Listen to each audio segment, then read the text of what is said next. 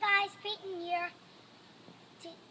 Today I'm going to review the Thunderstorm. It has an unattachable clip. Just put this on. Once you put it on, you're ready. And to take the clip off,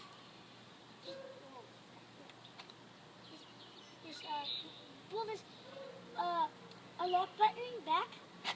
Take out the clip. Put it in. You just like snap it like a regular.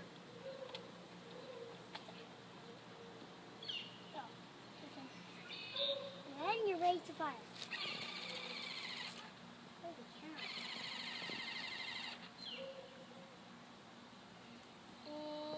And it has one tactical rail, a stock thing.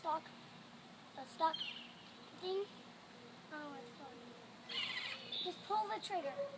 Just pull the trigger and it's fully automatic. It takes, I think 4 AA batteries.